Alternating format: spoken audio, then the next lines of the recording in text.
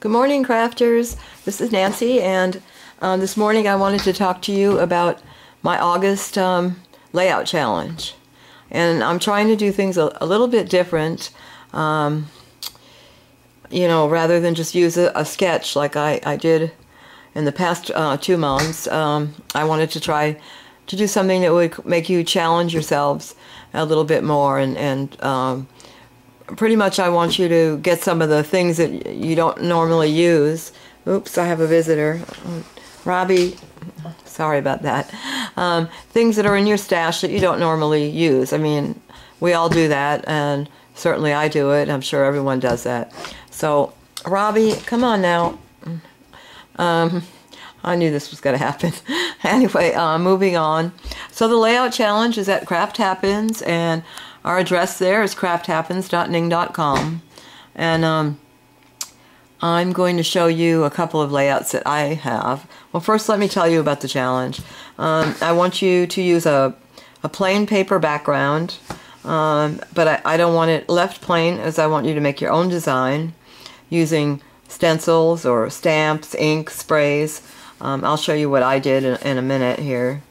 And then I have a list of 5 things that the next part of the challenge is to pick at least 3 of those 5 things. The plain paper background, that's not optional. You have to do that. But the 5 things that you can choose 3 of would be handmade flowers, and you have to make 2 or more handmade flowers. You can use flowers that you haven't made also on the layout, but if you're choosing the handmade flowers as one of your options, at least 2 flowers have to be handmade. And they can be die cut, they can be punched, they could be hand cut, but preferably it would be, you know, making you use a die or a punch that you don't use often enough. The second thing would be either dry or wet embossing. So get out those embossing folders and or that embossing powder with your stamps and do something fun. Third would be a fussy cut stamped image. Now I say fussy cut because if you're going to be using stamps as part of your background, that doesn't count. This would be a stamped image that you've stamped on paper and then fussy cut and used on your layout somewhere. The fourth thing would be a punched image or border. So get out those punches that you don't use enough. And the fifth thing would be using either a die, a stamp, or a punch that you've had in your stash and you've never used it before. Okay, so all these things, this will be listed in the description, but in order to join in the challenge, you have to join the site crafthappens.ning.com. Okay, so let me show you what I have done.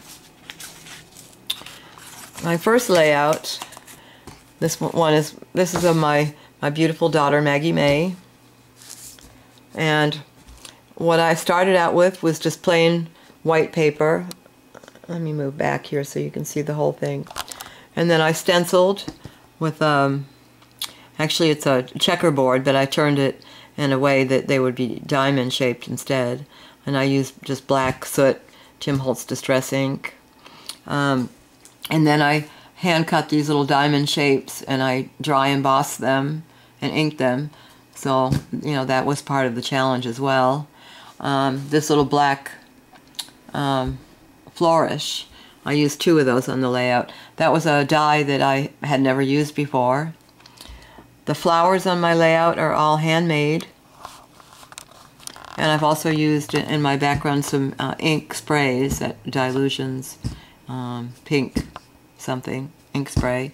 And I used a piece of Punchinella back there also. So let's see. Oh, and then there's a little dress form from Gina Designs, and that I also ran through one of my embossing folders, and I used a border punch there. So let's see. You know, obviously I made my background. What did I do? I did the handmade flowers. I did dry embossing. There is no fussy cut stamped image on this one, but I did use a punched image, and I did use a die that I'd never used before. Oh, and the little the little doily down here, that's also from Gina's Designs. Robbie, no. Okay, so that is that one. And there'll be close-up pictures of this both on my blog and on the site, Craft Happens. Okay, so the other one, those of you who know me know that I'm a Twilight fan, so I decided to use Edward and Bella in this layout. Okay, so here's the whole thing. On this one I used a stencil to do the background. It's done on plain white paper, and I used 3 different colors of distress ink on the stencil. And then I used, I mounted the picture on corrugated cardboard and also on 3 layers of like mulberry paper. And I used a die that I'd never used before, which was a leaf die. Some of them are there, and that oak leaf, that was part of that die as well. The fern I cut with my Cricut, which was another thing I don't use enough of, and I used my Cricut on this one. And I used a roll of bark that I bought at Joann's. It was also in my stash for a long time.